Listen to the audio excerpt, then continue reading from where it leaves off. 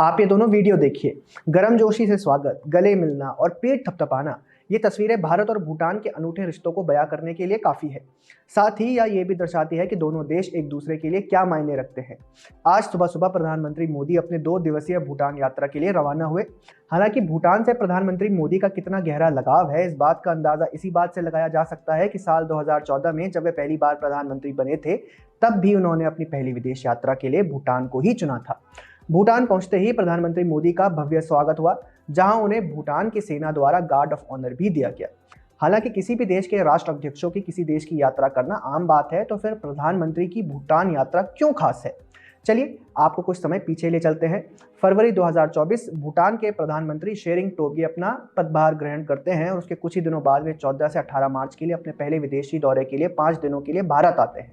भारत में वे प्रधानमंत्री मोदी से मिलते हैं, जहां वे प्रधानमंत्री मोदी को भूटान आने का न्योता भी देते हैं।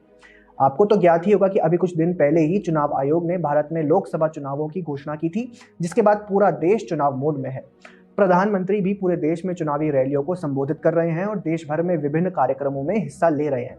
इतने व्यस्त कार्यक्रम के बावजूद भी प्रधानमंत्री मोदी ने प्रधानमंत्री शेरिंग टोब्गे के भूटान आने के निमंत्रण को स्वीकारा, और वो भी एक हफ्ते से भी कम के समय में।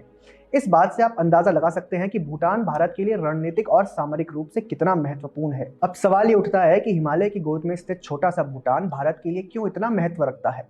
इसका जवाब है भूटान में चीन की बढ़ती दखलंदाजी और इसका भारत की सुरक्षा के ऊपर पड़ने वाला सीधा असर। आपको बता दें कि भारत की ही तरह चीन का भूटान के साथ भी सीमा विवाद है। इस विवाद को सुलझाने के लिए साल 2016 से अब तक भूटान और चीन के बीच 25 दौर की सीमा वार्ता और लगभग 10 दौर की एक्सपर्ट ग्रुप मीटिंग हो चुकी है। चीन और भूटान के बीच सीमा विवाद सिलीगुड़ी कॉरिडोर के क्षेत्र के आसपास भी है। सिलीगुड़ी कॉरिडोर एक बेहद संकरा गलियारा है, जिसे चिकन नेक के नाम से भी जाना जाता है। ये गलियारा भारत को उसके पूर्वोत्तर के राज्यों से जोड़ने का एकमात्र रास्ता है। भारत की चिंता यही है कि अगर चीन छोटे से भूटान से सिलीगुड़ी कॉरिडोर के आसपास के क्षेत्र को हथिया लेता है, तो ये भारत की सुरक्षा के लिए एक सीधा खतरा पैदा कर देगा। आपको बता दें कि अगर ये गलियारा युद्ध के समय किसी भी कारण से बंद कर दिया जाए, तो भारत पूरे पूर्वोत्तर से कट जाएगा। ये तो आप जानते ही हैं कि चीन की मंशा भारत के अरुणाचल को हथियाने की है, तो ऐसे में भूटान भारत की सुरक्षा के लिए अपने आप ही महत्वपूर्ण बन जाता है।